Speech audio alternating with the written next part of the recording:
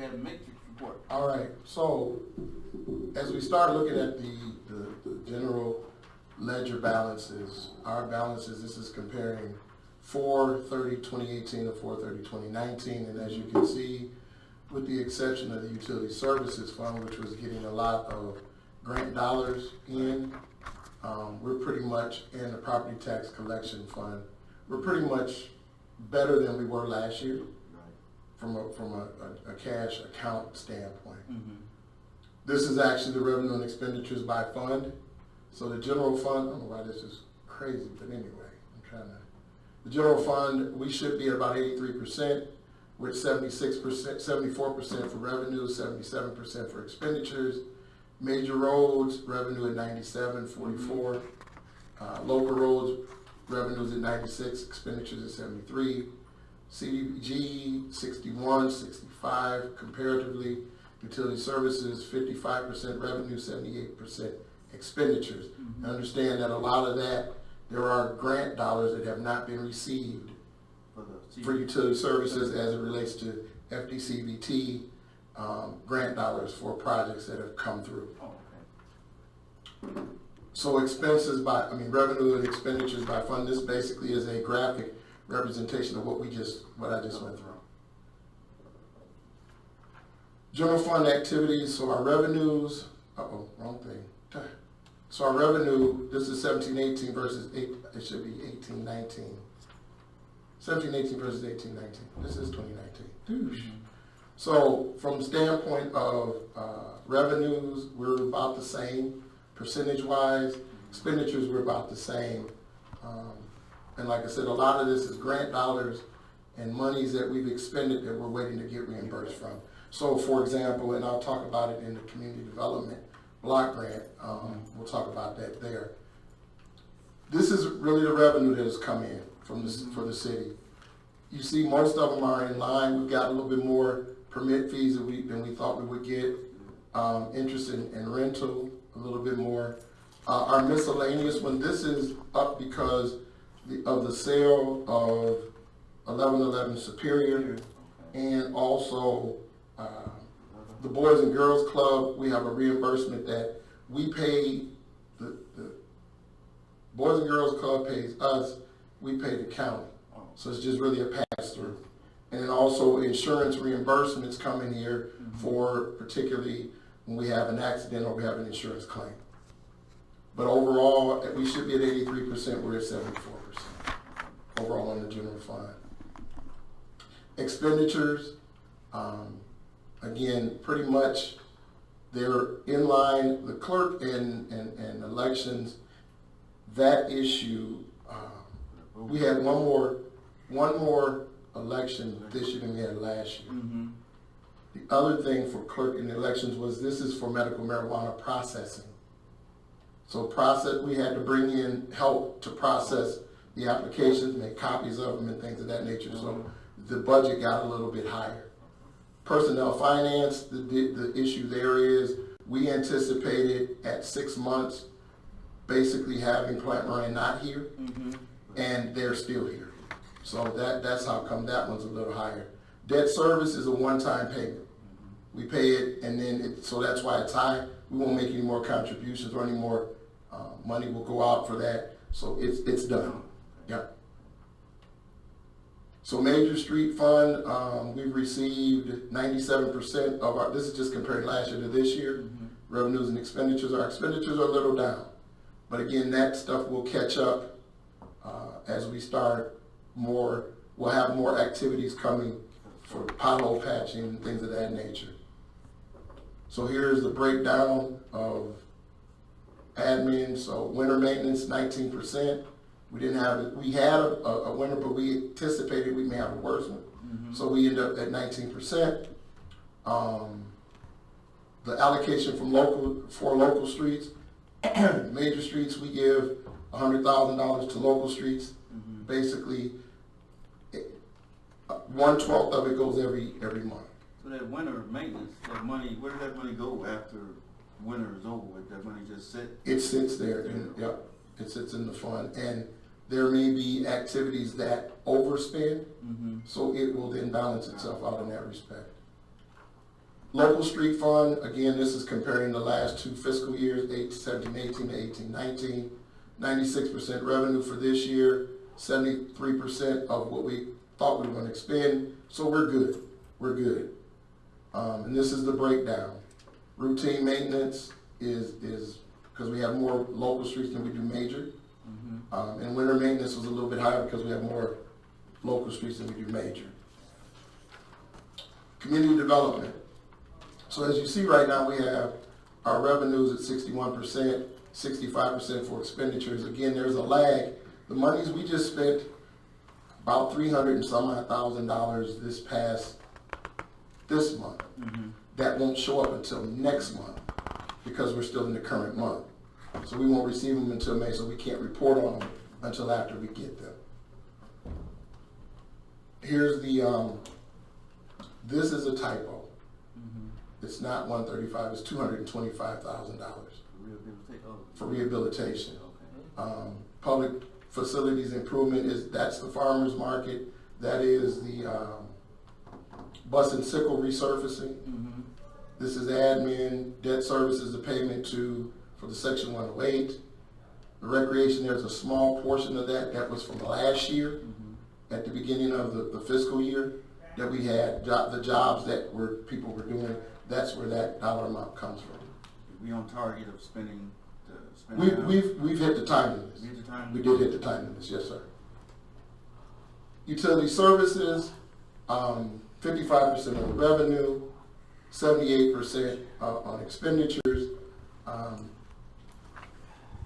just want to show you what's happening here. So the debt service is just the payment that we pay for our bond payments. Water treatment this is a grant from the lead service grant was run through here. Some of the allocation is there, so we're waiting on reimbursement for that. How much was that grant again? $385,000. Yeah. The one that want to pay a little bit more attention to is this one, sewer lift stations.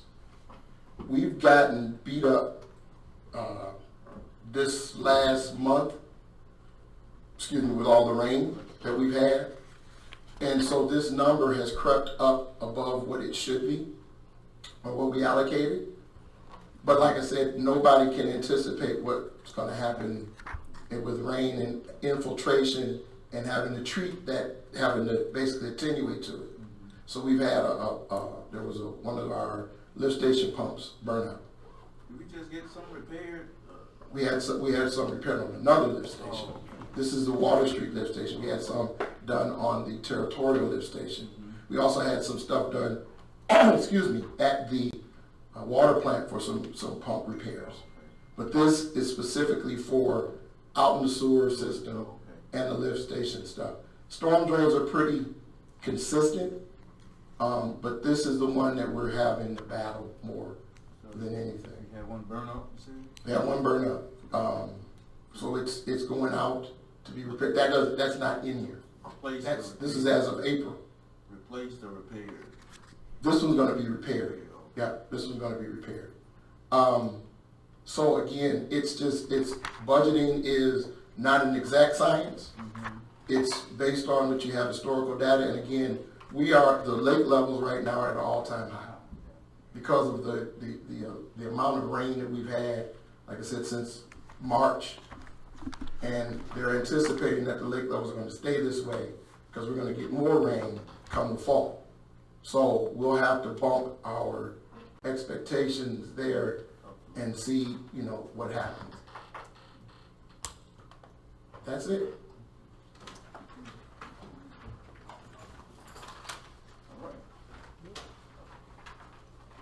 Through the chair, I have a request. Commissioner Adams. I have a request of the Finance Committee of City Manager Watson, through the chair. An exact readout of disbursements of the brownfield funds that were turned back over to the city for the past year, at least 1 year. City manager. So those are general fund dollars that were expended some time ago. We got them back, and it's basically been money that's been put into the general fund it's not a specific line item that it went to the general fund in totality. So that money's been spent over several different line items. Through the chair, I just asked that question because upon last month's meeting, and I forgot the name, there's some funds that automatically come back to the city, and the Brownfield keeps a share, and I think this was back in November. And I attend these all the time, and I always ask questions about the Brownfield funds as it relates to our general funds. And I've never had a problem in times past seeing those payments. I just request a printout. I mean, of course because we're not keeping account of what's coming in, receivables as well as disbursements, something in accounting is real wrong. In Commissioner Adams, we do. We talk Okay, so about I just want, the revenue. So let me see if I can explain it. The general fund, when you get monies in, unless it's for a grant or there's a specific donation, the monies go into the pool called general fund. And it's not a specific that we bought, for example, a fire truck, or we bought a car, or we bought whatever from a specific dollar amount that's been given to the city, from the Brownfield, from any other taxing entity. When they give it to us, it's in the overall pot. So it's not like that comes in like community development dollars for a specific purpose. It comes in to make sure the general fund has enough money. granted, I understand that portion, but to not keep track of receivables that are paid to the city, We do. Again, we report on it in the revenue part. regardless to the pot that it goes into, to have a greater understanding as we are to learn as to the function or the functionality of our government, that we would be privy to such a request. And like I said, the monies that come in from the variety of different, so if you look at it in total, the general fund is about $7 million. Taxes are $2 million of that. So other stuff makes up the other $4.2 million.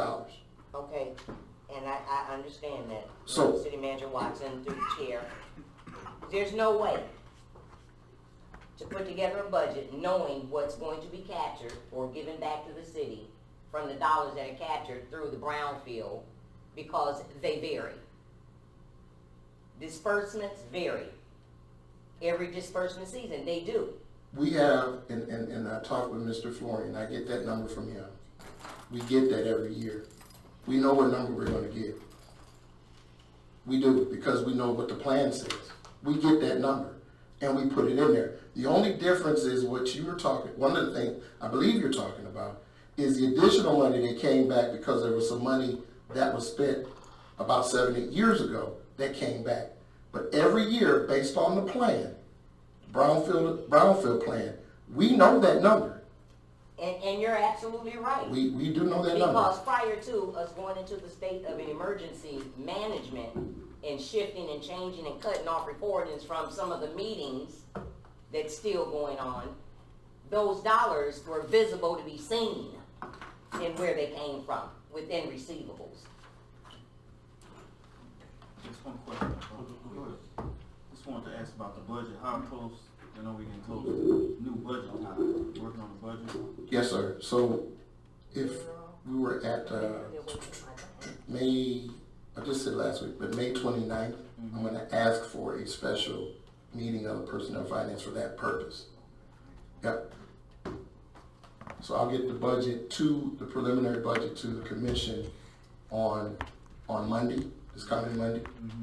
So you'll have time to look at it over the holiday time, and then come the 29th, we'll then have a special one for the public hearing and to be able to go through the budget. Okay? All right. Question again on brownfield.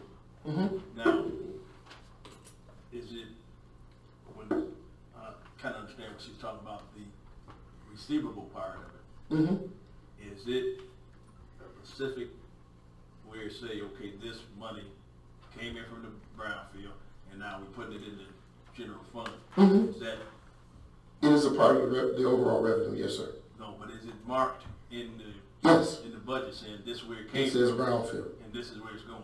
It says brownfield. It doesn't, but, so like I said, when it comes in, it says brownfield. Okay. So in the part that says taxes, we delineate what taxes we get. Property taxes, Avalon taxes, brownfield taxes. We get taxes from the county when they reimburse us for monies that mean taxes that we send over. That's all itemized. Okay. All, And in account receivables. It's in the overall budget revenue. Everything from whatever dollar we get, it's itemized. Then there's expenditures that offset that. So to say so if you say $100,000 was received from brownfield, there's not a specific activity that's attached to as an expenditure. So it could be split across all the departments that are funded by the general fund. That's what it is. Because I think the biggest thing is just show where that it did come in, but you know it going to the general fund and being spread it out to everything else. But Yes, sir. to see where it came and Yep. that it did go to the general fund. Yep. All right, Commissioner Henry? Thank you for that, Commissioner Singleton, because at first I didn't quite understand it, but I definitely like to see that when the budget comes out, where the money came from. We know now that the general fund is a catch-all. Of course, there's some other funds that are pretty large too. They catch a lot of other stuff. And I would like to make sure that the budget reflects that, show exactly where the money came from.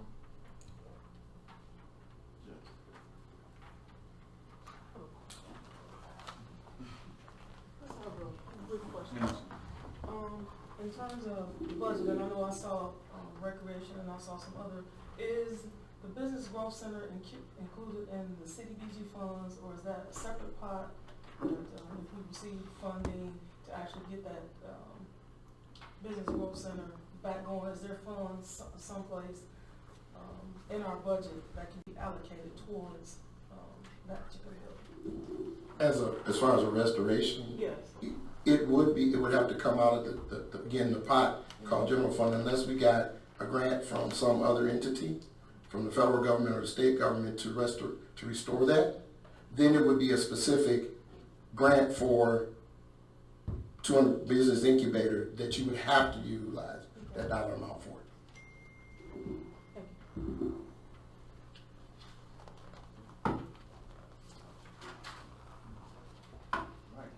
Right. Next, we have a resolution, non-union employee salary increase.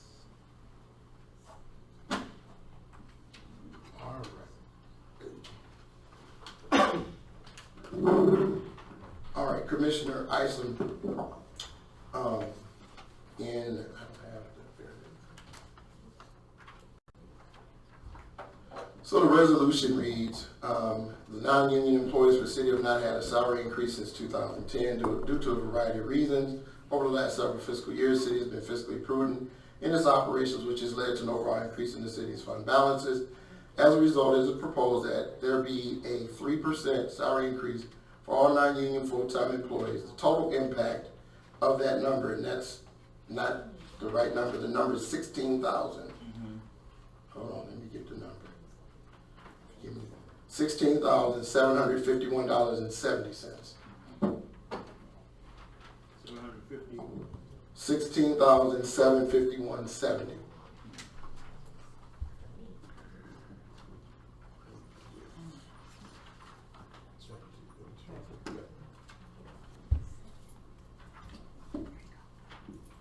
That's spread it out over how many employees? That's 1, 2, 3, 4, 5, 6, 7, 8, 9, 10.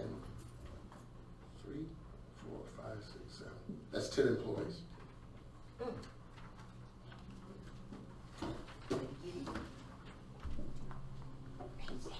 Is this any,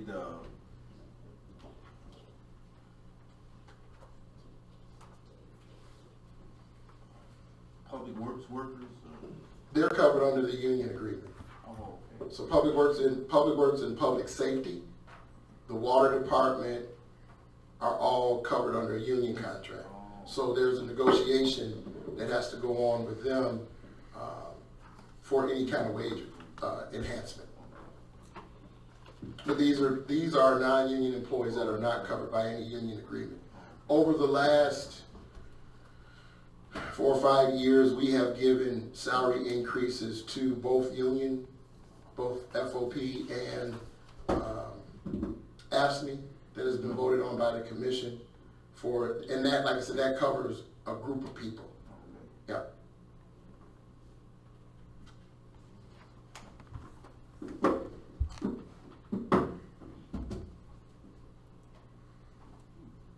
These are the employees, the list that you just get. Correct. Yes.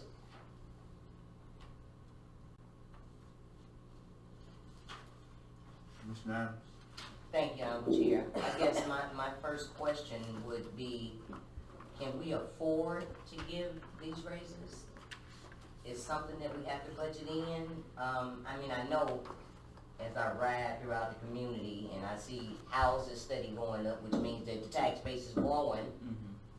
But I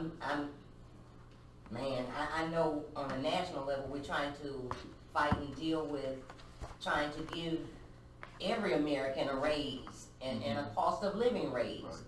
10 isn't even enough. 15 really isn't. But,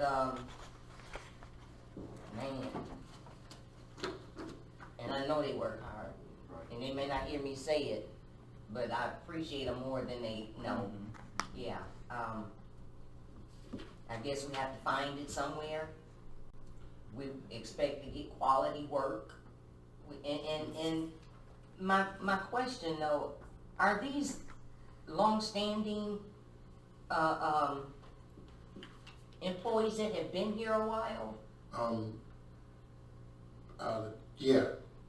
How long? These are all- Everybody on this, everybody that we are thinking about giving a raise to has been here at least 5 years? Yes, ma'am. Okay, Yes, ma'am. okay. Tracy has not. That's the only, Tracy has not, and Mr. Phelps has not. But everyone else on here has at least 15 years or more. 5 at least, so. At least We 15 can or more. eliminate one. I'd say 5. I mean, I asked that question because I know within our public safety department, we have officers that come and train and leave and go other places. And I'd hate to see us giving a raise to somebody that uproots on us. We want more, homeowners, homegrown folks than we want more settlers. So Tracy, just so you know, Tracy has been with us 3 years. 3. Yeah, Okay. so, I mean, that's, she's not one that's just gotten here. Yeah. Yeah. And that's not too much more. It's not too much more, is it? No. Well, I'm not gonna ask who it is, but I don't know everybody by name, a face to go with a name just yet. But thank you. I had a question though in regards to employment. Do we have to stick to just this? Art of employment? This was Big- agenda. Okay, employment. We'll change this up. And increases, nope, it has everything to do with employment. And I was thinking about, our incubator. As everybody knows, I mean, we need to be creating some jobs or setting the pace for some employment within our community. Anybody in here have any people work for Amazon? Because that incubator would be good, a good start for some packaging and delivering and creating some jobs, for real. And they have this thing going on for an employee to, a startup, $10,000. Okay, we're gonna, I just thought I'd just share it. next thing, I'm looking over here for some position, what, the Taxpayers. what is it, personnel coordinator, is that a union position? Non-union, That's non-union? non-union. She is being moved to a different position, so that's why her name isn't on here.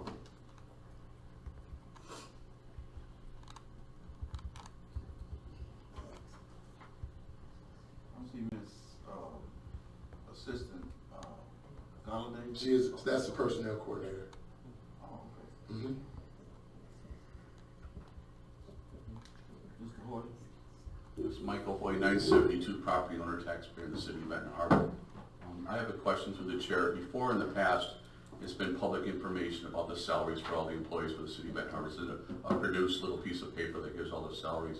Could we actually request that to be shown again?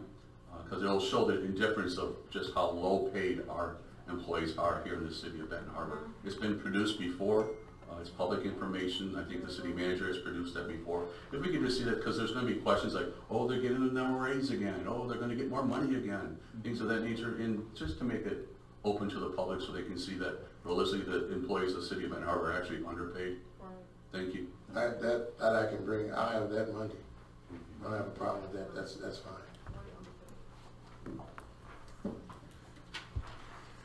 Mr. Henry?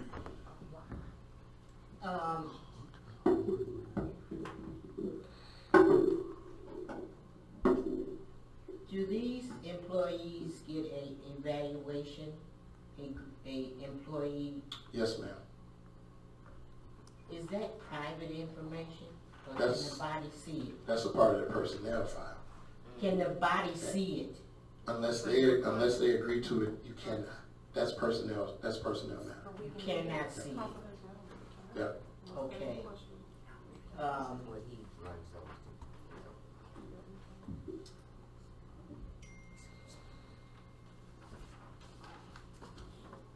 And are we obligated to give if we give one person a raise, are we obligated to give everyone a raise? You're not. But if you're looking at, like I said, the lion's share of these employees have been here 15 years, have worked the last 9 years with nothing. What do you mean nothing? They've not gotten any I see increase. salaries over here. They told That me don't say nothing to the me. salaries that they got in 2010, pretty much the salaries they got right now, unless they've moved positions. But they've not gotten any, there's been no raises given out to non-union employees since before 2010. Okay, so you can't say they're not getting nothing. No, I mean, they haven't gotten the increase. Any increase. Unlike the unions who have gotten increases over the last We 5 to just- 7 years. We just gave 2% or something like that to the not You did. union. You did. Well, Yep.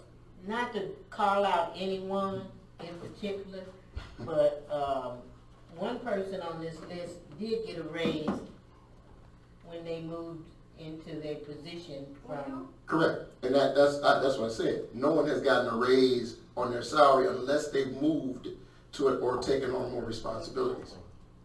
So is any of these people besides our chief, have they been moved or taken on a new position? Mm-mm. Ms. Thompson's been Ms. Thompson, been the clerk. Mr. Meeks has been in public works since, And O'Malley, he came on board when? Back? 2014, 15. 2015. Yeah. So he's been back 3 years too, Been back 4 years now. 4 years. Yeah. But again, Mr. O'Malley left. Mr. O'Malley was here, left, and he came back in a relatively short period of time. It was about a year and a half. Oh yeah, Yeah. oh yeah. And just as we've talked about before, and Mr. Hoy alluded to it, I would hate if the people on this list happen to just decide to shop their talents. Okay. We're gonna have some problems, because while they haven't been here, quote unquote, 3 to 5 years or 7 years or 10 years. These talents in the marketplace were a lot more than what we paid them. A lot more. Some $20,000 less we're paying them than they could get just going somewhere locally. So again, I hear, the commitment that we want to make sure people are here, but again, they could take it, uproot, go somewhere else, and now we're looking at trying to replace somebody going to the market for what we're paying them now is gonna be very hard. Very hard.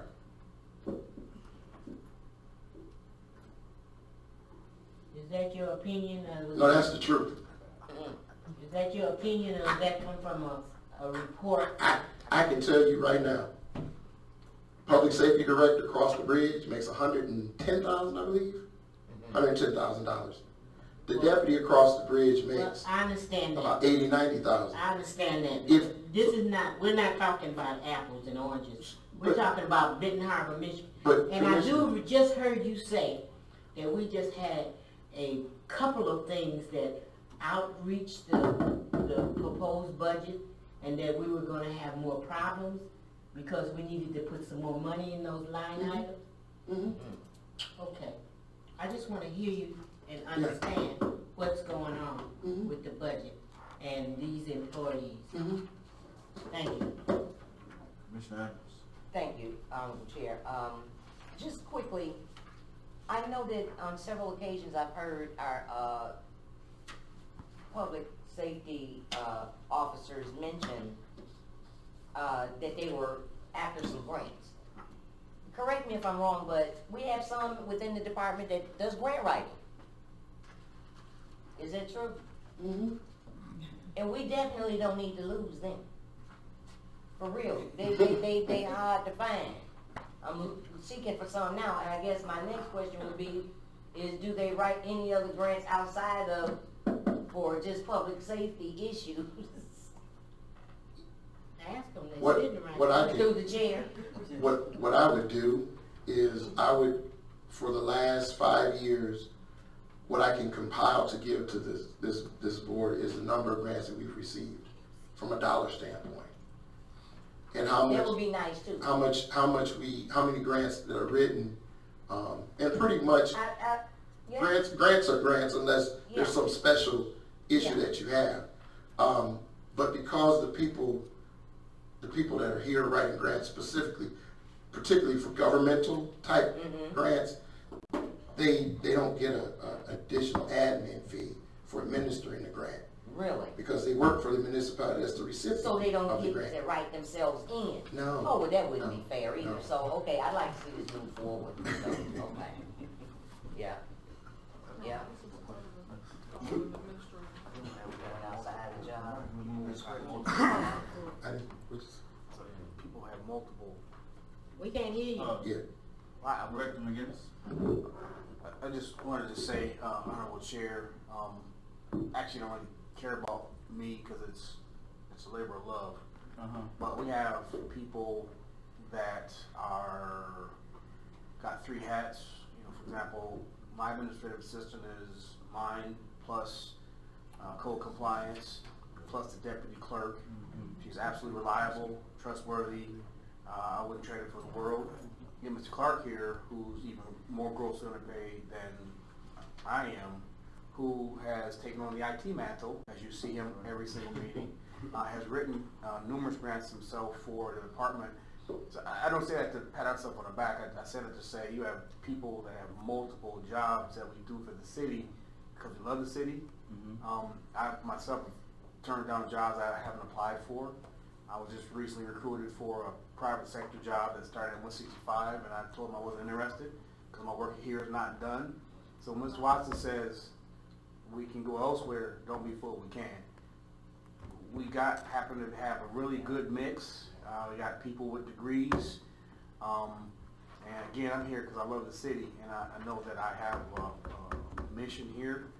But just bear in mind that we all have multiple jobs that we do, and you know, I come to these meetings and this is not even my committee, but I want to know what's going on. Respect you, commissioners, for the most part, and the 8 of you. Stop. So that's all I just wanted to add. I don't care about myself. I care more about my people. I know I have good people working for me. City manager, good people, and Absolutely. again, we're 15 years, 20 years. We got our first retirement in 30 years. 30+ years. So Yeah. we're doing some things. Question. One last Commissioner question. Henderson. You said that you've given, Public Works, a raise. When did they get their raise? Cause I thought they were still negotiating the raise. We're in another negotiation. We have given them, this will be the second time that they have gotten a raise asked for a raise in the last 5 years. Yeah. We went and we negotiated with them, and again, the commission approved. They asked for 2%, they got 2%. The problem, Commissioner Henderson, just to let you know, when the emergency manager left here, what they did, how they reduced benefits and reduced salaries to catch up to that in 2 to 3 years is going to be would be crazy. Because we're talking about AFSCME people I know for sure took a 10% cut on a 2012 wage, and it was frozen with no steps. The public safety department, when Mr. Saunders left here, an entry-level public safety officer was making $18 an hour to go out and fight fires and fight crime. A lot of those guys stayed here. But again, they could have went elsewhere. So are we going to get to where we need to be? Hopefully. But it's going to take some time. It's going to take time. Because I agree with what you all are saying, because our union employees, non-union employees need a raise. But I also just talking to the mic. overall, the city employees need to be paid. Whether they're union or non-union at this point. We need to care and value the people that we have serving. And I'll say this, and I'll keep saying it. We're trying to fix, and we're being hamstrung by the ills of the past. Every time we try to move forward, something comes up, or in order, just as an idea. As I said in the presentation of metrics, our budget is $7 million. We carve out 1.6 to pay pension because previous administrations didn't. We should be only paying about $400,000. So $1.2 million is obligated. What could that do for the salaries of the employees?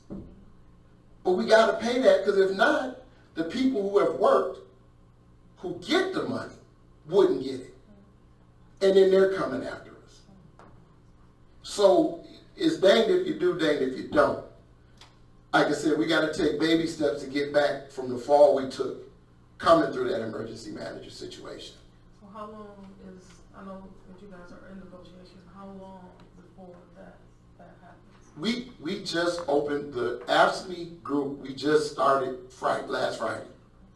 So we have a meeting this coming Friday, and then we'll go from there. I don't know how long it's going to take, depending, because what we have to do is run numbers to see, because the thing is, in the past, what has traditionally happened is this: you ask for 4%, you get 4%. Nobody knew what the impact was going to be on the budget, but you just got 4%. I mean, I'm looking at, and I've shown every one of the employees that are here, just how much, by not doing that, we got people making more money retired than we do working every day.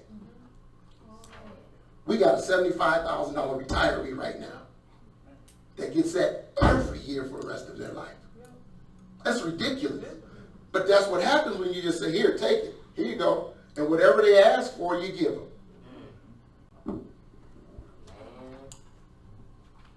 All right, I think we should move this forward. I have one other question. You mentioned that Ms. Galladay was moved. What department is she moved? She is going to be moved into the income tax administrator position. Did she get a raise for that? She will get a raise for that, yes, ma'am.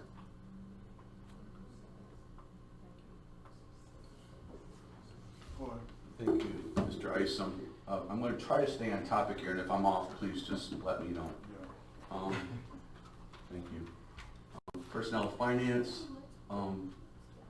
If a person is a citizen representative on one of these boards or any board, do they get a stipend? Do they get a check for attending those meetings? No. Perfect. I just want to make that clear. That they are not receiving any monies, because that has been a question about citizen reps. That they also are paid individual to attend meetings. Thank you so much. All right, we made this. Update, farmer's market. All right, so. Here, those two. Never received the original?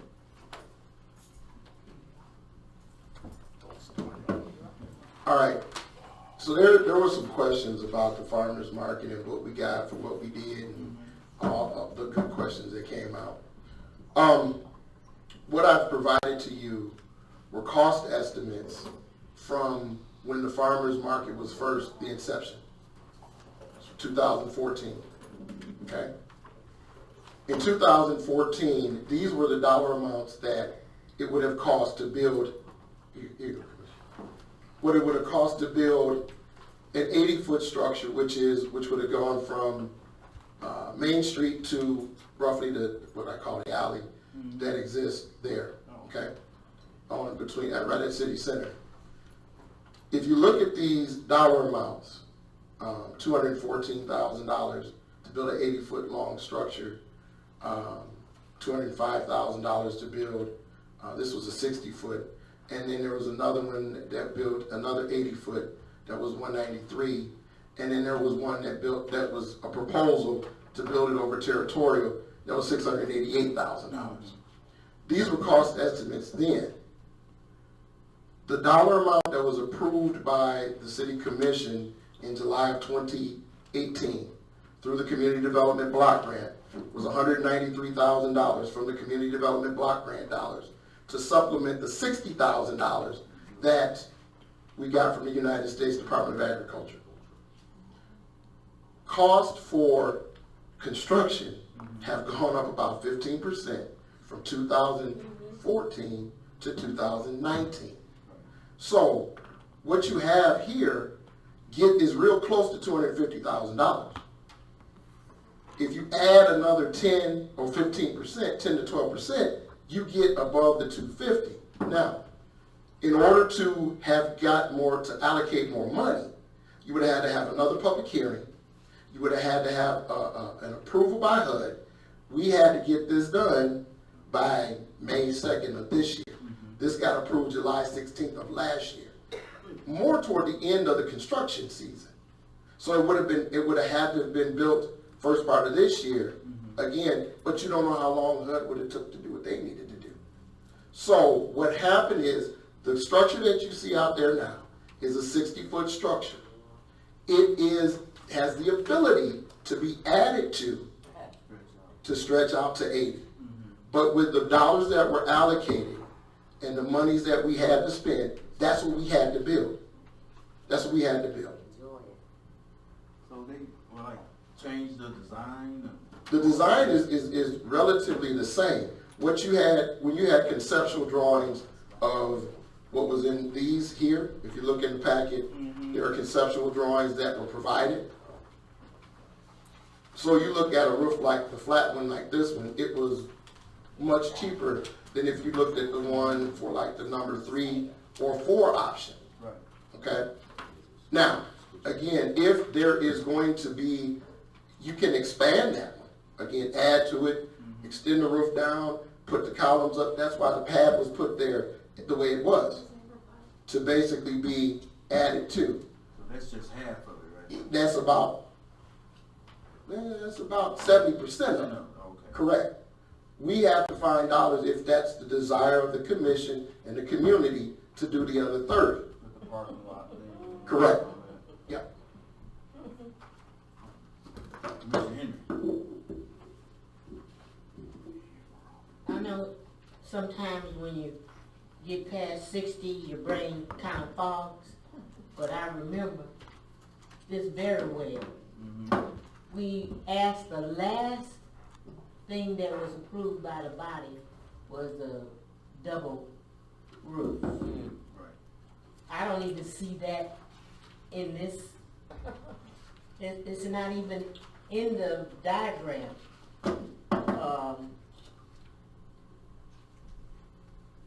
I understand when the price goes up for construction, but I also know that over the years that we've been we've had money from the USDA, and I understand the process why it went to the library with charrettes and it got blown out, all out of proportion, and we didn't have any money at all except the farmer's market money. All the rest of the money that was talked about was just talk. And, cause we didn't have the money. We only had USDA.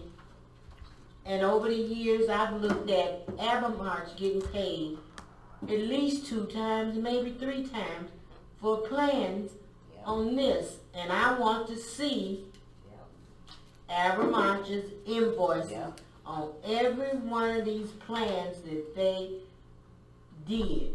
And I know it was 2, and it's a possible 3. I don't know where the territorial, there was an idea about the territorial, but that didn't even get into committee. It was presented at committee. It didn't get out of committee, did it? I'm saying Marja presented it in 2014. Did it get out of committee? No, it did, because the USDA told us we could not do it. The USDA said you made your application to build it here, that's where you have to build it. Well, did Abermarch have to do, did we have to spend money on Abermarch to do that plan? So Abermarch did not charge us for what you see in front of you. They did not charge us until they started actually designing the site. These are all conceptual. They didn't, this is not, there was no charge for this. Well, can we get the charges that Abermarch charged for any work they did for the farmer's market? That we can get, yes ma'am. I would like to have that. I've been asking for it, and, but from my memory, if we cut down on the size of it, the length of the farmer's market, and we got none of the other amenities that we asked for, I'm not sure what we got. I'm looking at these right here. I'm still not sure what we got.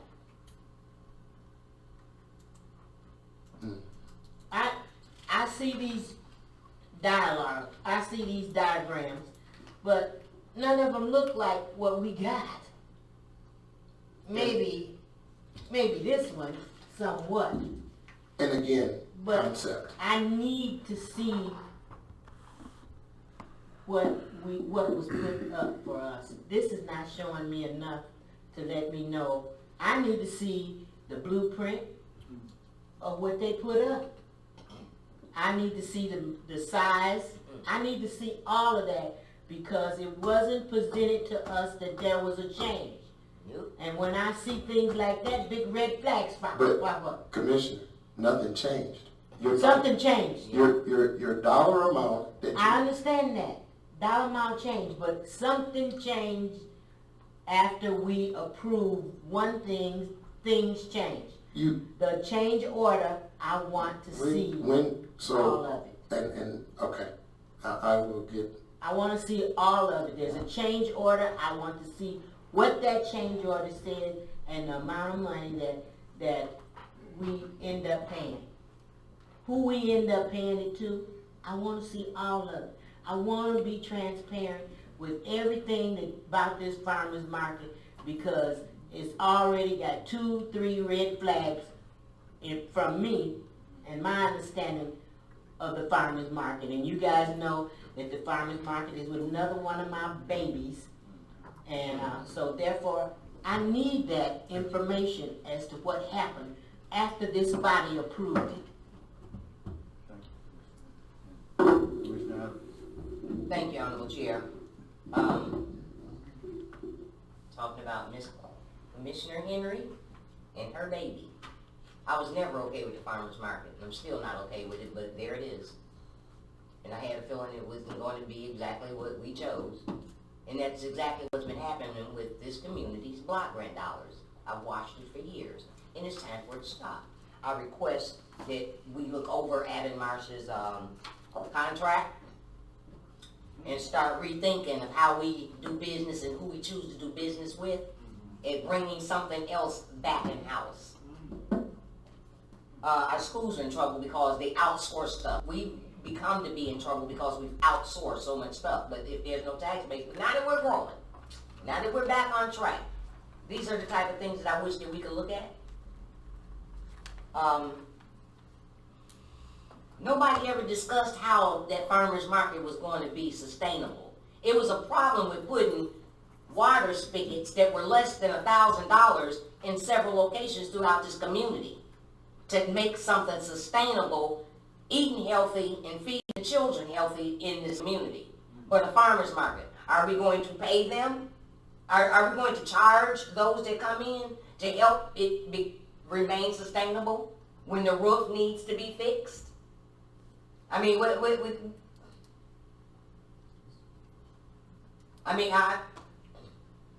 did anybody even think about it? Did anybody think about it? When the brick began to fall apart, somebody run into, well, insurance will probably take care of that. But it remaining sustainable. We were told that if the gardens don't become sustainable, then the city won't help with water. But wait a minute. We have people that don't live in the city of Benton Harbor that can come down here and park free of charge and sell us their goods. Somebody need to make that make sense to me. For real. I don't see no sustainability in that. I don't see no sustainability in that. And I'm hoping that we will take a really good look when community block grant dollars come into this community for the community, not downtown, for this community to finally go into the community. If we don't have to do anything but buy $100,000 worth of wood and some nails and some hammers and pour some concrete slabs and start building some houses ourselves. Thank you, Mr. Chair. This brings up a really great question, through the chair, possibly to the city manager. Do we have something that's in place as to who is going to be the contact person for the farmer's market? Harbor Market is now gone, which was part of Mosaic, which was part of the process before. They were part of it. They have dissolved. This is when it was down at recycle. So, but the Benton Harbor Market, who is the contact person? Who takes applications? What are the times? What are the fees? Who is the spokesperson for it? Who is the contact person for it? And is there a committee for that? All those things need to be put into place because we are ready for fruit from the harvest to be coming here. And who's capable to come down here? Who has a license? Because there's there's cottage license that people have, things of that nature. Who's watching that? Things of that nature. So who's part of that? Who is in charge of that? Seeing that we have a brand new gem down in the heart of the city. If someone could speak to that, please. Commissioner Henry, that's her baby. That's my baby, and I can let you know that the famous Berrien County Health Department, the one that handled everything about the food desert that Benton Harbor is. You can't go anywhere and buy anything worth anything in any store in Benton Harbor. You gotta go somewhere else if you're gonna get decent food. And so Berrien County Health Department is over the farmers market. And the vendors come together once or twice a year and talk about what they need and what they're going to offer. So it's all ran by regulation by the state. The state makes the regulations and what products that they can use, what incentives they have. So we don't do anything but partner with the notorious Benton County Health Department. Wow. So I'm sure they'll get first dibs at the pavilion then too. So I know people gonna wanna come. It's only the pavilion is so big, it's only can hold so many. Oh yeah, there's gonna be a battle. Cause you guys cut us real short. We usually have that whole area over there on the other side of the park. And now it's gonna be probably gonna be prime location too, you know, so. It's gonna be,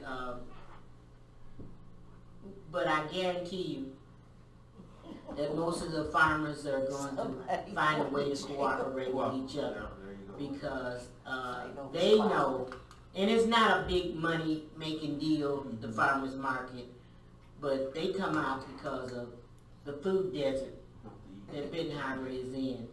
It's definitely a food desert, and we need that kind of stuff close to us, where we can come out of our house and walk down here, or take dollar ride and come down. So it's something that Benton Harbor residents, and I talked in the last meeting about how the corporate farms are killing us. Yeah. They're killing us with all the pesticides and the stuff they're doing to make money. But the local, and I've been trying to keep us local, and that's a hard job because most of the farmers, minority farmers, died off. They were older, and so I'm trying to get people, young people, interested in it so we can continue to do this. So that's answer. I hope that answered the question. Yes, this is helpful. Mr. Singleton? Yeah, before you leave the desk, Commissioner Henry, you see that's your baby. Who paying the child support? I mean, well, when I say that, I mean, Well, I'll tell you who make the bulk of the money is Benton County employees. They come and they sit and they do whatever it is that they do. They make the money. so the question is, like the Commissioner had earlier, if this, once it start deteriorating, need repairs and stuff, do that, That's who's responsible? that's a service that Benton Harbor City is offering, a much needed service.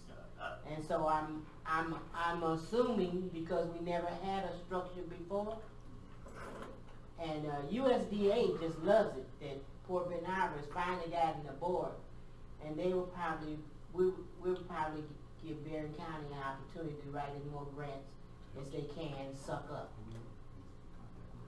But because this is brand new structure, only thing the city has been doing is cutting the grass and keeping the park okay for us to have farmers market there. But that's an issue that we could definitely talk.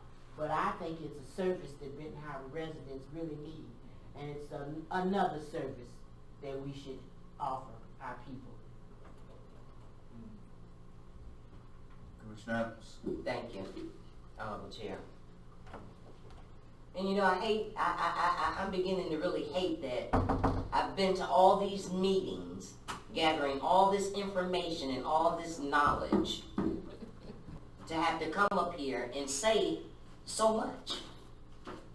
But I have to share the knowledge that I've gathered, because I sat at those tables with the health department early part of 2000, the middle part of 2000s, enough for them to know before they packed up and left the building that they paid taxes to this city for to move to the township, enough to know that they were smart enough to know that there was over $1 million or two that's spent on just EBT alone in this community. Oh, they're real smart.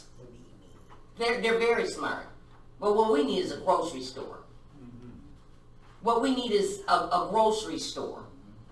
And I'm going to share something with you all. I think I sent it once before and nobody's paid any attention. We need fresh fruit and vegetables year round.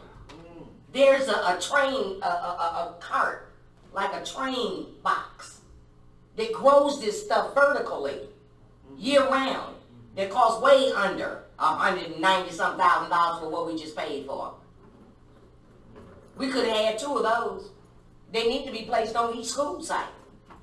I mean, we have got to do better than we've been doing the same stuff and getting the same potholes.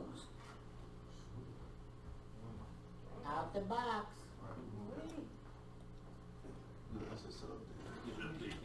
Update building inspector's position.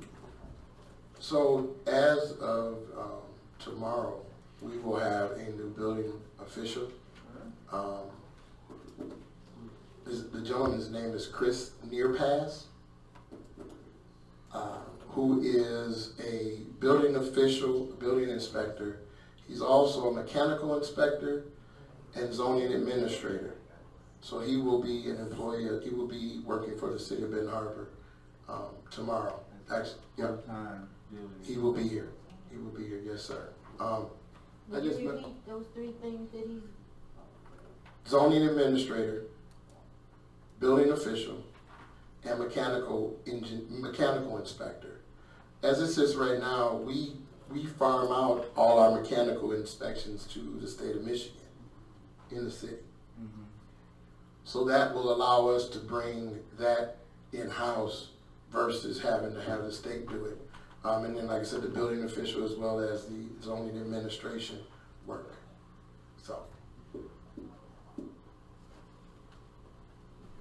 That person basically would be the position that, like head. yes, sir.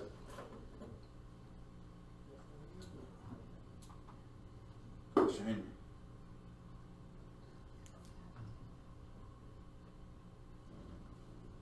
What you thinking Yeah. of? Now, got a mail yesterday and I had received a letter, I'm sure you Mhm. got it.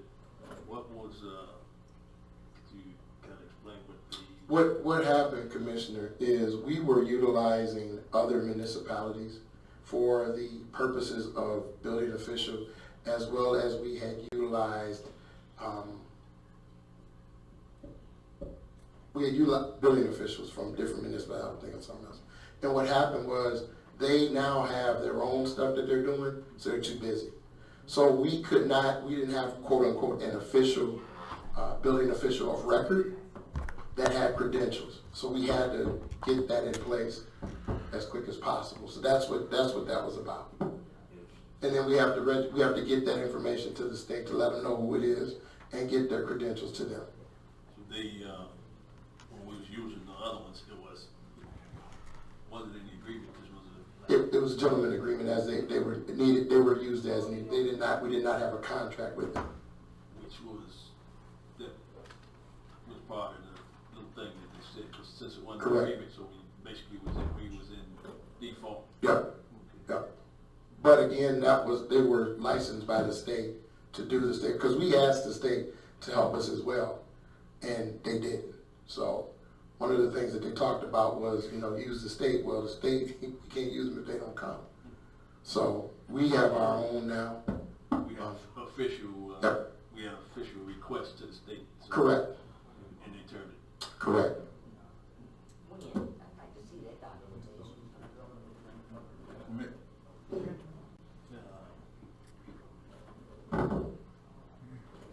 And then just, I guess that was their attorney that was, Yeah, that's the, so their attorney, I can't think of the guy's name, but that was the attorney for the state of Michigan. Yep. alleging that I guess he couldn't get hold to you, just since he was the official person that. I've talked to him several times. He's talked to Mr. McGinnis and myself several times. Our good friend from the state of Michigan, William Wilhelm. Yeah. I was definitely concerned as to, Yeah, understand. that they were threatening to, if we didn't comply, if that would have happened, what type of impact that would have been that? Then all things that we did would have had to go through the state. Yeah, it just went to the state, and they would have basically, would have been at their discretion as to when they sent people down and whatnot, so yeah. Mr. Henry. Thank you, Chair. Now, where would Ms. Jones be in the department? Is her job title still?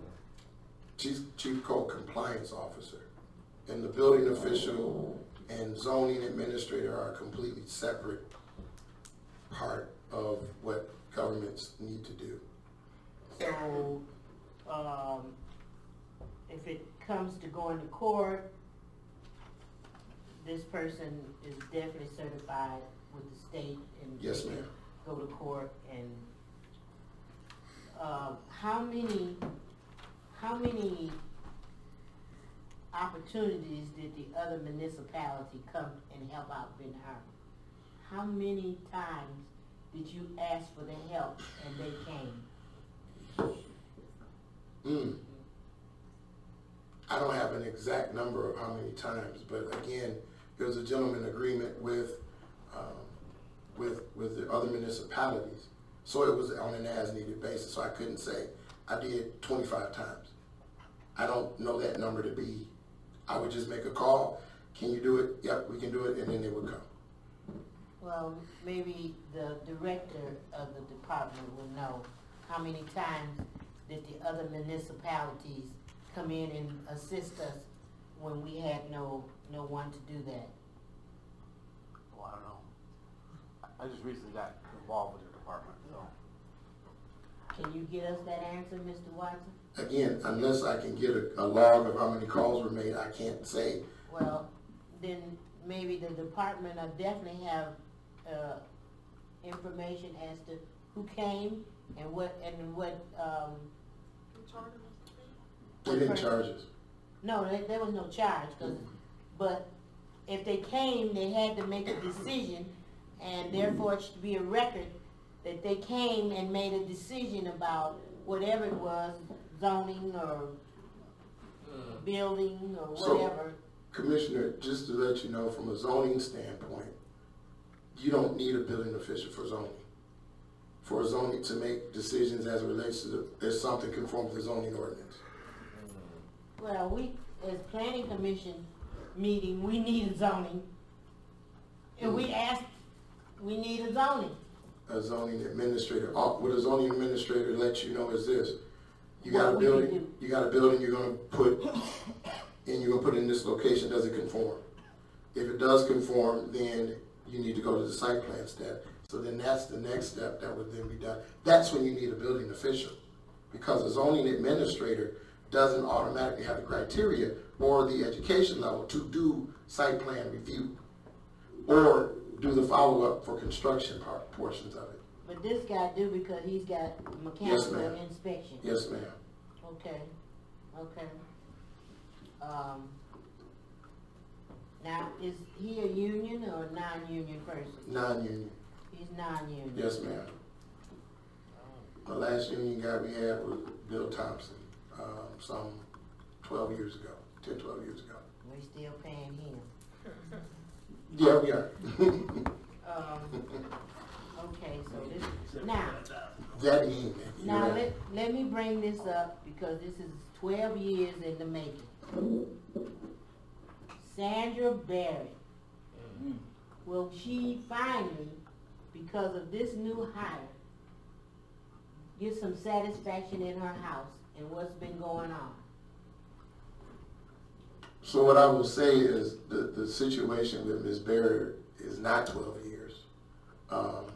It is, the situation with Ms. Barrett is, I believe, last year, right before Ted left. So again, and I see everybody shaking their head. There's two separate situations with Ms. Barrett. Three. Okay, one has to do with water. That has That's nothing 12 to do. years old. That has nothing to do with what you're talking about. Is what happened last year on a building, a thing that she had built. That was last year. I understand that. I've heard it for 12 years about water, about inspection, about all sorts of stuff. I want to know, and I've had this conversation with you We can at get least 3 times. the last situation. We can get taken care of. The one that the other one has been taken care of. It's been done. Well, why To- don't you to- let the homeowner know that? We If have. it's been done. Commissioner, without, I mean, and this is about the building official, but we'll go there for a minute. We have let her know. We let her know to the tune of $25,000 that this city paid her Okay, for the wait. stuff that she did. That is not true, Mr. I Watson. can Don't give bring that. you You the already showed me the documentation. check. Exactly. But it came because we were wrong and we reimbursed her. So don't say No, we no, paid no, her no, nothing. no. We were not wrong for trees that we cut down. That's not nothing that we did wrong. We were not wrong for anything that we did. We paid because Mr. Mitchell, She's not here. exactly. She Okay, didn't talk well, about it. now, all of that, you gave us and showed us the check that she was paid, but you didn't give us the document to it. So we automatically thought, oh, she got paid. No, But- everything was brought here. I brought the entire file. That included everything. Thank you. Commissioner Adams. My prayer is that, I just hope that when I talk to Ms. Barrett again, or get a phone call or email, that she's just saying hi. Hello. I hope that the problem is solved or about to be solved. I just had one question, and that's, because of what I just recently learned. Is this a position that by law is supposed to be filled part-time, full-time? It's not required to be full. It's not required It's not to be required full-time. No. You have to have, It's required, it's required, you have to have one on record with the state of Michigan. They could work a but day they a don't week. have, okay.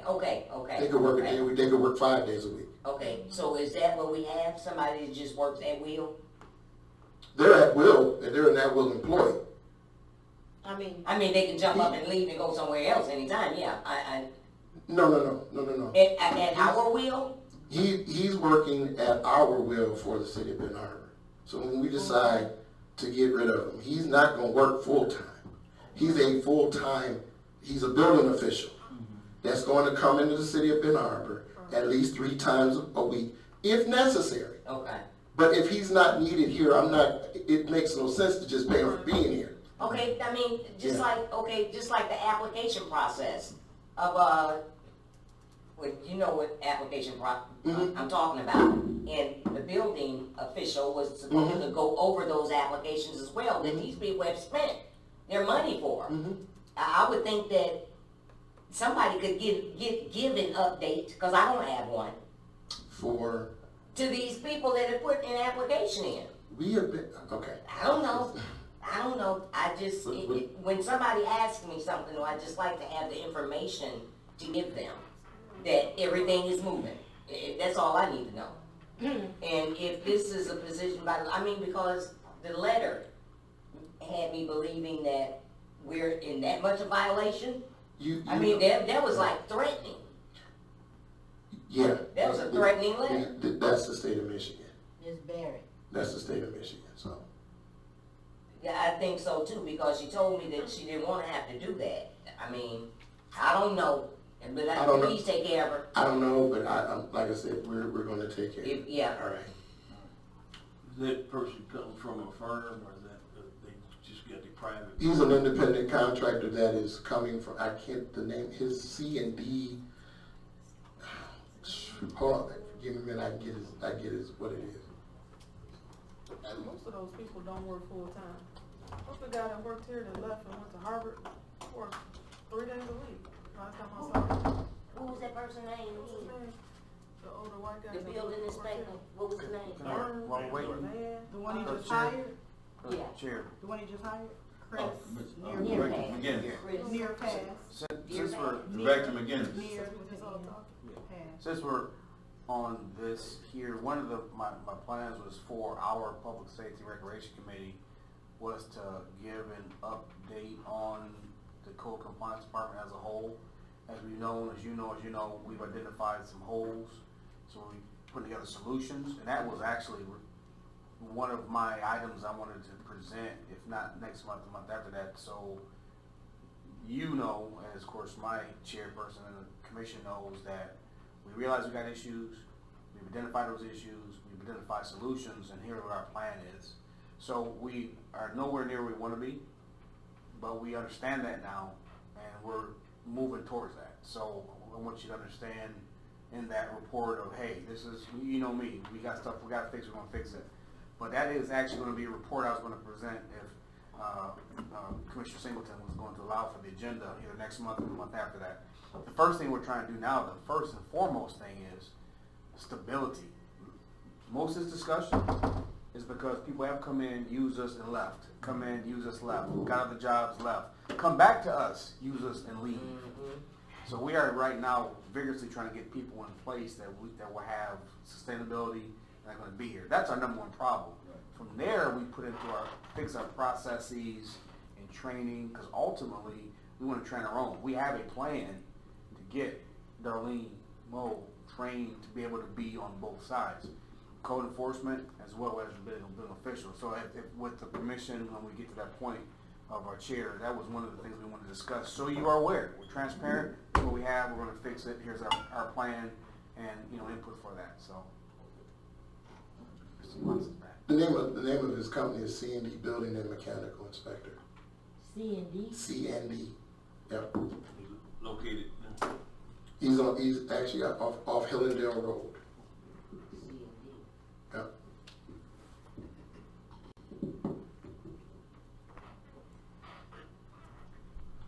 C&D what? Building and Mechanical Inspection. Mr. Henry.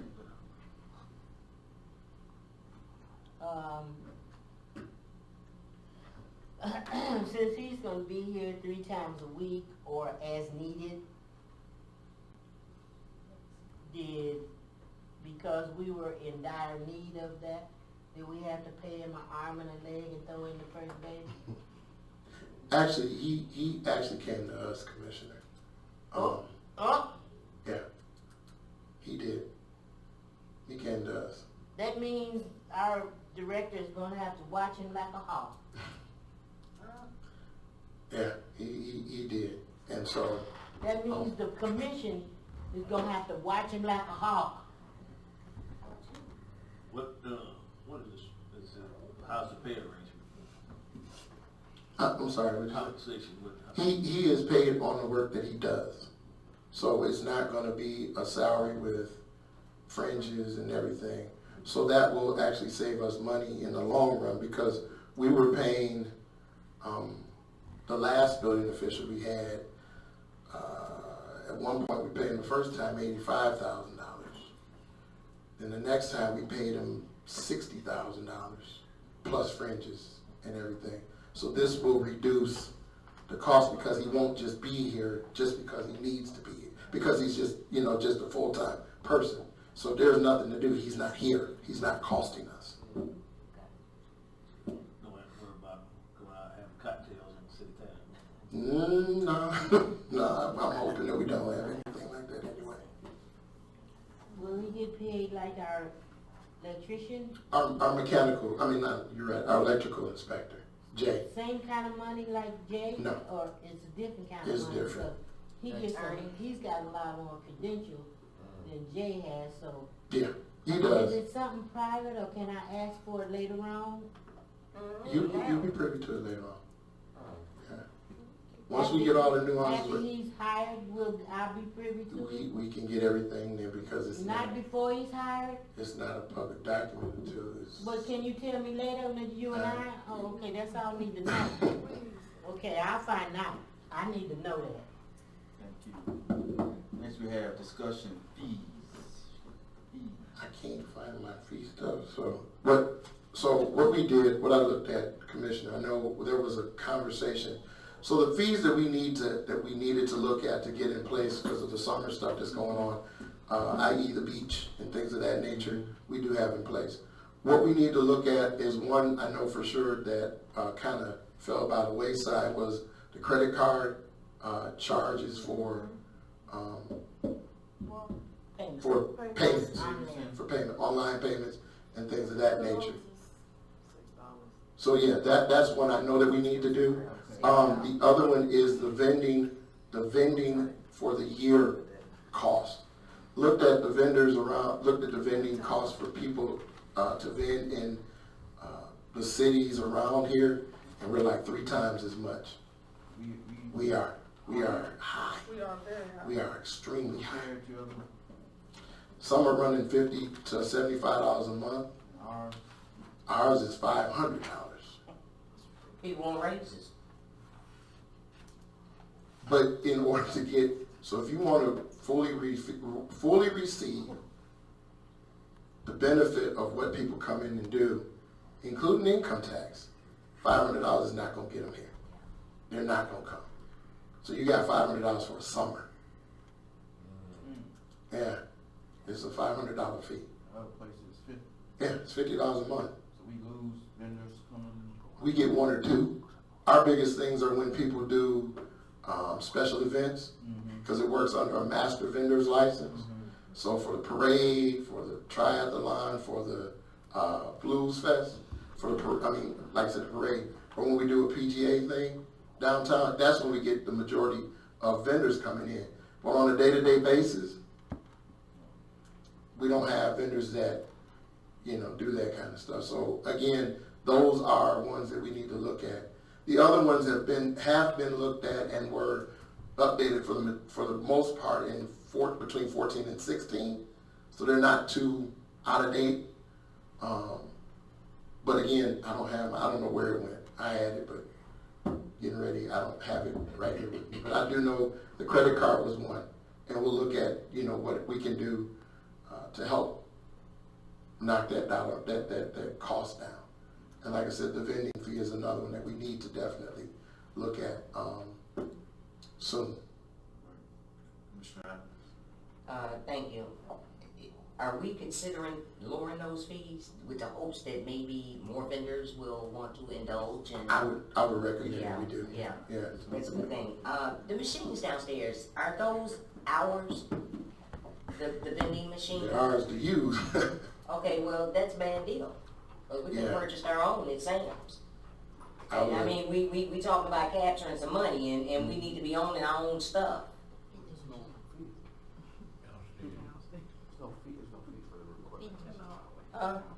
no fee for the equipment. No, but if we had ownership of our own machines, do they pay electricity? Cause I know it takes something for them to run. They don't pay electricity. Oh, okay, well, Well, I rest my case. But they're utilizing our space, for a service, but we could have bought and purchased our own machines and filled them and reloaded them ourselves. No, that's not too much money. That's a business. I know I had one, so I'm telling you. Yeah, he wasn't very. That's a lot of work. So, yeah. Well, go figure. Okay. So, yep, yes, sir. We'll lower everything and All right, next we have, then the money ain't coming in to be given for Public free. Works daily schedule and task complete. Yeah. Order. That's the Lord. This one I would like to see. Point of order. Point of order. Next on the schedule, agenda, we have Public Works daily schedule and task complete. Anybody want to talk on, speak on this? I would, through the chair, recommend the same thing that I think we expect of, Marsh when it comes to locations and where work is being done and what's completed, that too is on the site.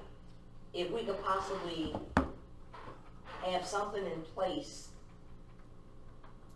well, I think that was last night at another meeting though. The question came about as to, do we know when people are in our community working and doing certain things, working on different. That was last night. And I think I asked that question of City Manager Watson through the chair several years ago. It's like letting somebody in your house and not knowing what they're doing. I guess for me that was, I think I asked that question probably when I first got involved, because when I see other people working, I'm like, what's they doing? I'm just nosing.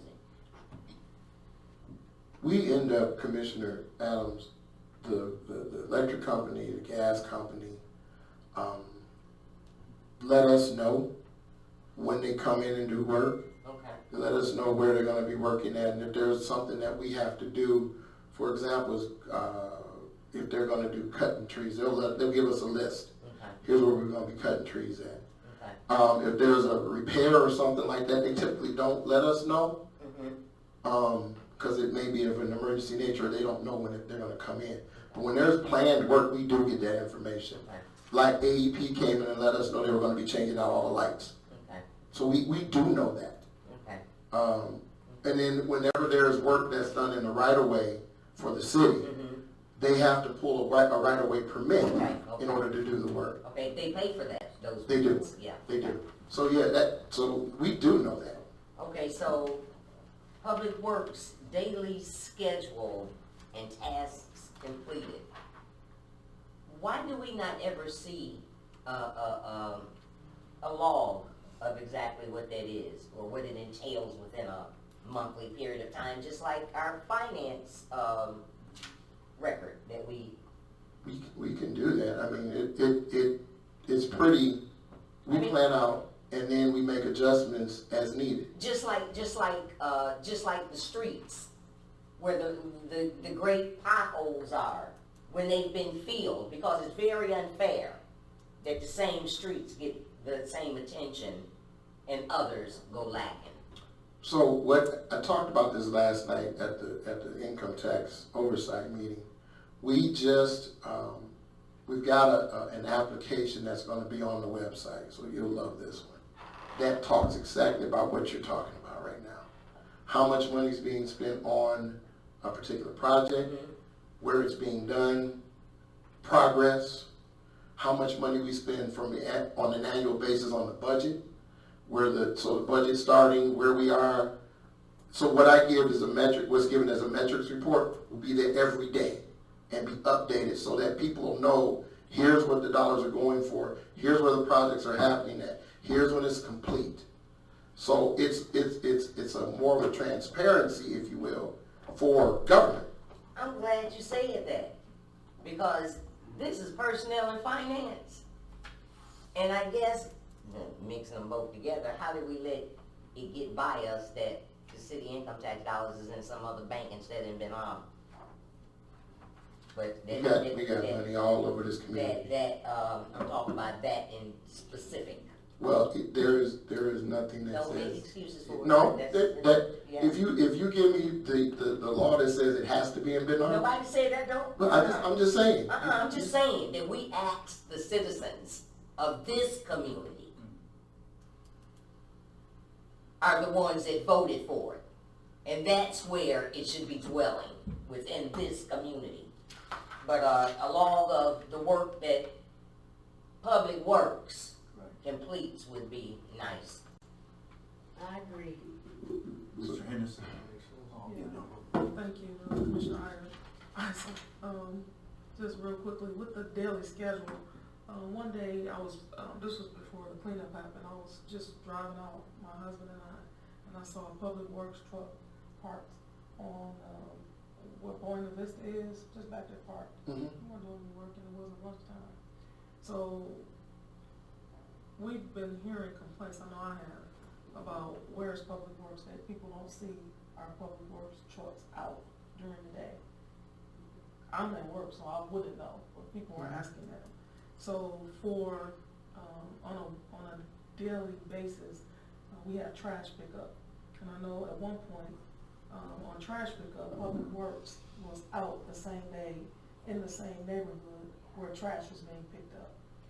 Can we go back to that same kind of system where Public Works is in the same area where trash is being picked up, and not only are they in those areas, they are patching holes in that area, the street sweepers in that area, work is being done in that area. So if they're in Ward 1, they're in Ward 2, concentrate, instead of having them all over, have a plan where they're split up, not split up, but where they're concentrating in areas when specific activities are happening. So if the trash company is picking up in Ward 1, then that's where Public Works should be at. And not only should they be in those areas, we should know what they're doing in those areas so that we know and people can see our Public Works people, because we're saying that we're giving them money because they need it. And we should be giving them a raise, but we also need to see that they're giving their best efforts in our community and doing their very best. So if they're in those areas doing work, people know. So somebody asking, where's Public Works? Oh, they're in Ward 1 today because it's trash pickup in Ward 1. So all of their activities are concentrated in a specific area. That would be a great way to approach it if they weren't doing multiple duty. For example, their water as well. So you've got Public Works that does Public Works and water. So if there's a water main break that ends up happening in the 4th ward, they won't be in the 1st ward when the trash truck is rolling. If there's a sewer line that needs to be rotted out in the 2nd ward, when the 3rd ward is the day that they're supposed to be. So what I would not like to see is that if somebody says, well, today is Tuesday, I've not seen a Public Works truck. Yeah, but I understand that there are exceptions to that, and I know we've Yeah. hired some part-time people. That would be a great use of those part-time people.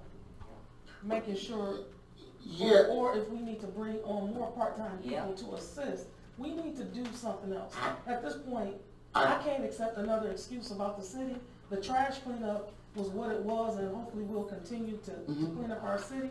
But we cannot keep saying what we can't do. We have to figure it out. well, and I think what Director McGinnis is talking about when we start talking about debris pickup and things of that nature. So you got Public Works that does pothole patching, you got Public Works that does that does alley cleanup, you got them that do water, storm drain cleanup. So the thing is, there's this much work and there's this much staff. You've got a total of 5 people in that department to handle, and I get it. Again, if we start talking about adding more people, that's adding more money. And if we add more money, something else comes away. So my question is, because the guys that we're paying are trained and they make a little more money, we brought on part-time people that handle specific things. So if their job was to go behind that street sweeper and make sure that all the leaves was out of, or stuff that they could do, so you could pay somebody $10 an hour or $8 an hour to do specific things where you're not, well, it can actually equal itself out. We're not paying them a whole huge amount because they're working part-time. So maybe 3 days a week, we have these people doing something like that. So just finding a way, and we could, you have young people, a lot of college kids home from school. Yeah. We could pay those kids $8 to $10 an hour. Your job is to get leaves and to clean up in this area on this particular day. So drop the wage, get very unqualified workers to do work that's just basic. We can do that. Especially for the summer. We have to figure this out, and that is a way to reduce the income and bring in some extra workers. And that is my suggestion, but either way, we need to see a daily task of what's happening with that department. Again, that's not a problem. Again, when we start, looking at employment, we just don't have a lot. I wish we could. I promise you I do. I wish we could get 10 to 15 like we had before. When you look, again, if you look at, and again, people say, don't compare, but you look at even the Muskegon Heights. Muskegon Heights has 20 people in their Public Works Department. Similar city. Talking to Rod Cleveland, they willing to donate some money, so we need to talk to If that's what they want to do. to help us in They the should have city. been at that meeting last Yeah. night. Commissioner Singh. Talking about that type of stuff. Yeah, we've been talking about that, back to some of the commissioners, we do get those complaints, where is Public Works? We do realize that shorthand, but, this, when you're in those tight times, it calls for thinking outside the box. And, I don't think the people really care about if they full-time employees or if they even volunteers. If they see something going on in their neighborhood connected to public work type duties. You can even look at the community services. The other communities they use it.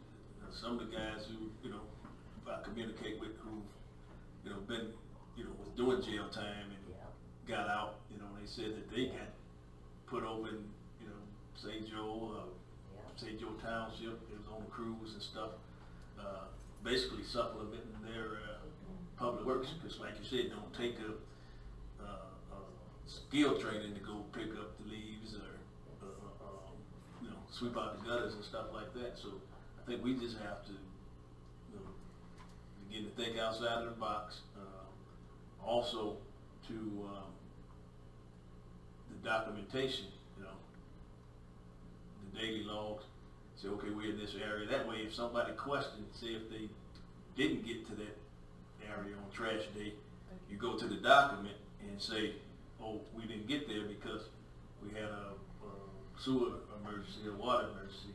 So that way, it's documented, and then people just don't think that they're just doing what they want to do.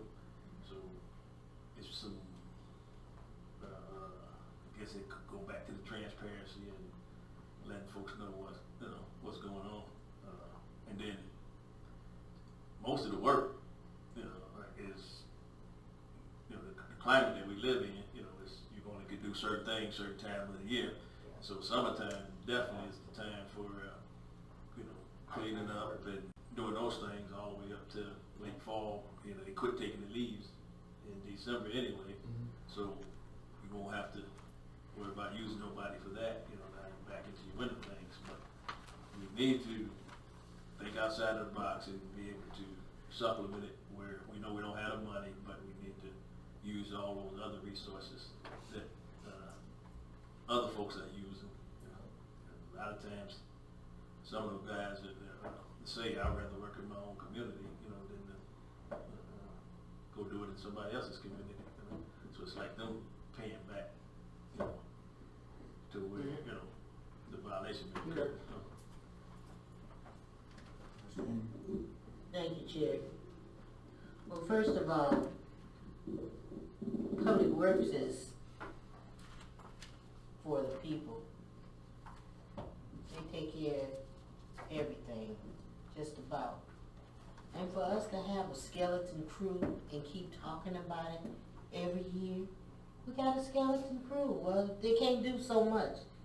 Everybody knows that. That's where the state left us with a skeleton crew. Well, why don't we make sure that we enhance that department? So when we bring out the street sweeper, we can have a crew that goes down and clean the gutters and the curbway off and let the street sweeper come down and do an excellent job. But the way it's set up, we don't have enough people to do it. And what do we need? Jobs. So I just don't understand why this department is working at the water and public works, and we still haven't hired any new people. And that's a service for the people. I think that's what our money should be focused on, is service for the people. Because that's what they're missing. That's what they've been missing. When we had 48 people in public works, and 95% of it belonged to us, everybody was happy. Although they was doing a little crooked stuff, but but everybody was happy. And I'm not trying to get back to 48 people, but how many you say, Mr. Watson, 5 or 6? There's 5. That's crazy. You cannot do everything with a skeleton crew. We know that. That's a really important department that we really need to enhance and grow. If we don't have to do it, grow it in the summer. And let some of these young people come out, or old people, whoever, and do the job. I remember one year they had some young people cleaning out the cracks in the sidewalk. That was a waste of time for me downtown, because we had other stuff in the middle of the neighborhood that needed to be taken care of. So if our priorities are downtown, we'll see it downtown. If our priorities are in the community, we'll see it in the community. But that's one thing we need, is jobs. I'll just ask the chair and this committee to push that issue to get part-time people. Find the money. We find the money for everything else. City man, do we get part-time people doing this for public works during the summer? Do we get them? Or Yes. can we? Do we? We get them. How many do we? We do. We get, so we hire 4 to 5 people extra to do, I mean, cause you also gotta remember, like now, Mm-hmm. we got the parks Oh, okay. that we gotta do. So that's gonna be an expense that we've gotta incur, that we did not have budgeted, or going from this year and going into next year. Another job for the 5 people. Yeah, so we're gonna have to hire people for that for the summer. They can do some other things, but at the same time, that's an expense that we're gonna have to incur. Yeah, thank you. I think in the last committee, we talked about checking with HUD to get the $250,000 to. We've talked with HUD, and HUD's getting back to us on that particular conversation as they try to get us through the timeliness. That's what they were really kind of trying to make sure we got done with. So it's still on the board. We're waiting to hear back from them. Okay. Yep.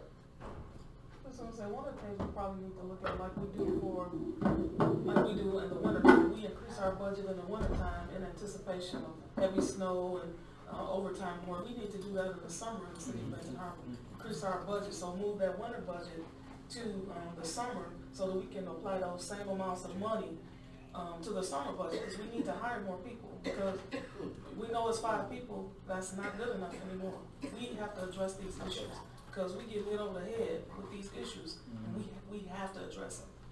Because we need to just increase our budgets just like we do in the winter time. Right. Decrease it over the summer months and pour that money into the summer, so that we can keep the city clean and safe during the summer. Just do a reverse. Just to add to that, now, when those light winters that we have, because we anticipate for heavy snow and stuff, and then we get lucky and don't have all of it, but we budgeted for it. Could that money be moved to the summer, even in local streets? And It does. It ends up, it sits there and then it gets reallocated to other activities within the budget. so if we have a mild winter, then we should be able to have some money for some extra people for summer. That's what ends up happening. That's where the majority of that money comes from. The people that we pay for the extra people comes from that money. Yep. Now, Chair, I'm gonna be the devil's advocate on this one. If you don't have somebody in management that control those 5 employees or 10 or however many it is, if I go and I watch 2 trucks and 2 people digging a hole, and 3 people standing on the outside looking at them all day, that let me know that there's something wrong with that picture. We need to make sure that we're getting the best bang for the dollar that we're paying them. They should not be picking out grass off the sidewalk. They should be doing something that's beneficial, that will change people's life or attitude about their own community. So right now I'm not seeing or I'm not feeling when I see our employees practicing that kind of stuff. I don't see it.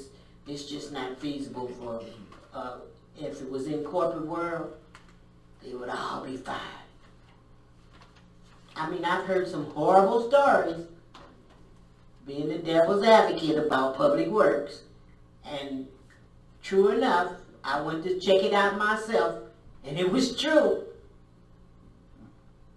And somebody needs to be there to make sure that they're doing the right thing.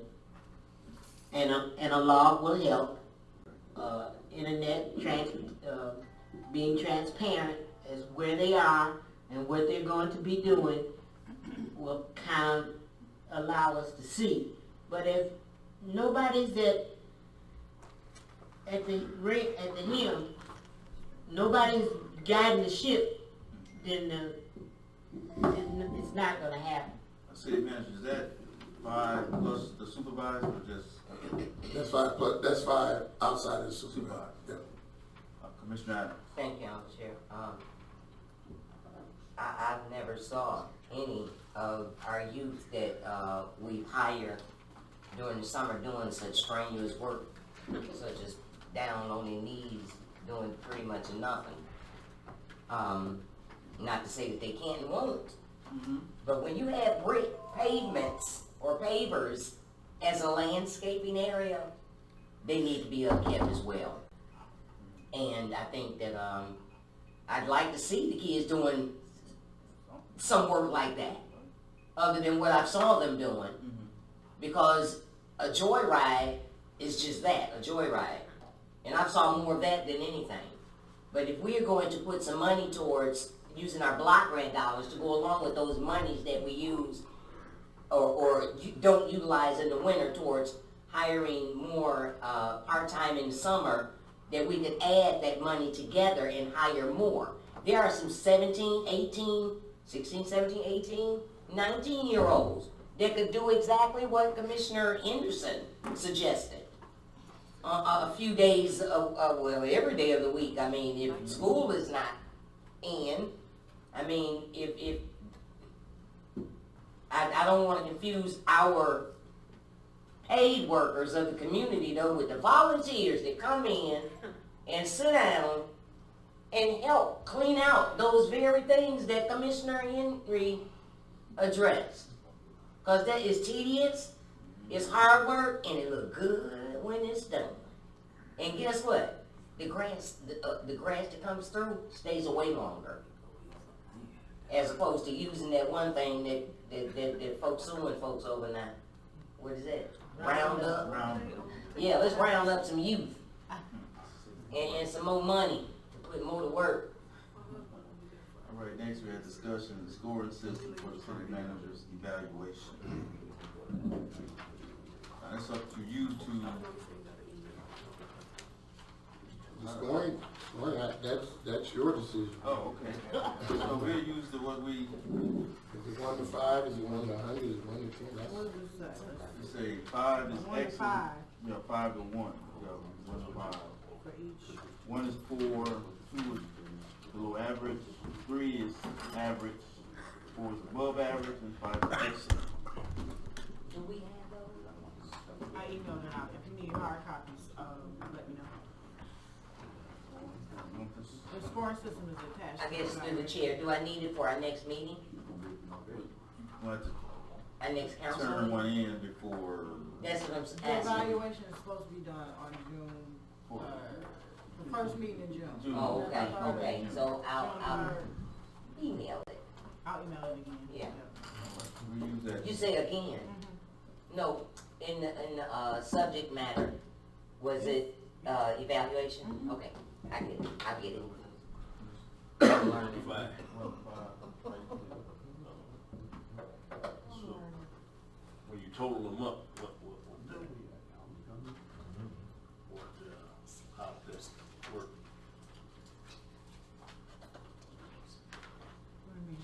Okay, when you total them all up, what constitutes,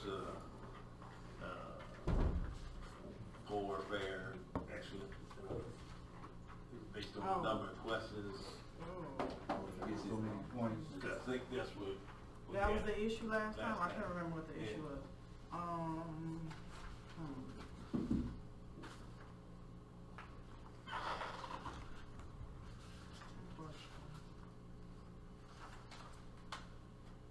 Ten questions.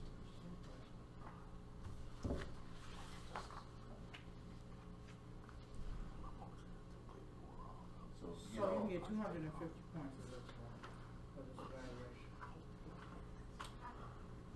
that's right. I don't remember what we did last I do. Okay, I don't know.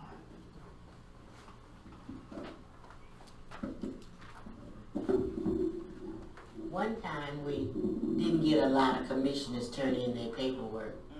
And so we kind of got boggled up in that issue. But out of 9 of us, if only 2 add them up, then that's what you gotta do. You gotta take them 250 points or 10 points, whatever's in between, and divide it by 2. Because that's all who participated. So your process, you let me know how you. I mean, I'm just saying but if 9 of us come, then we divide it by 9.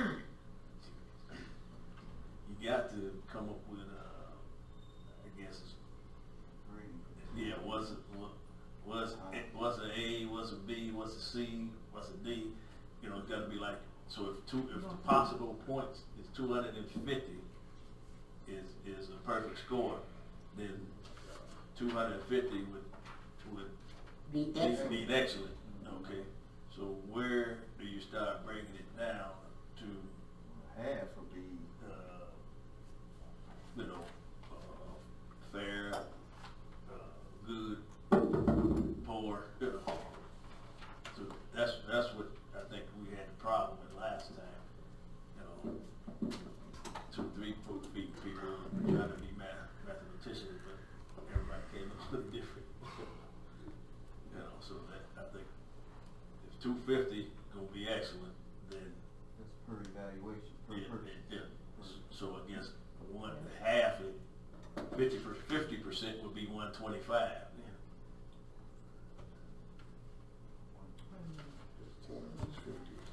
So let me just, if I throw something out, on each one of these, every category is averaged.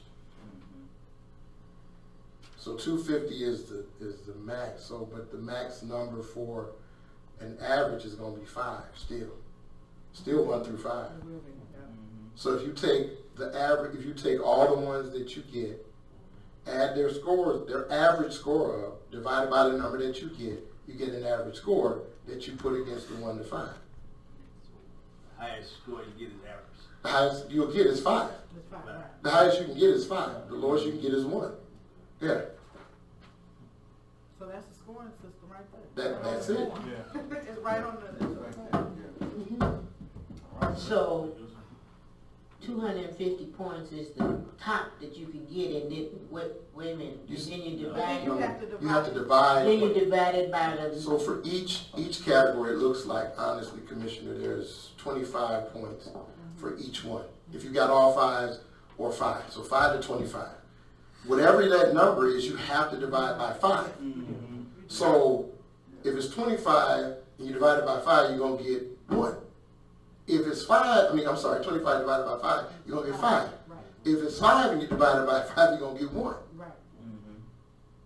So regardless of whatever 250, 400, you still have to divide each category by 5.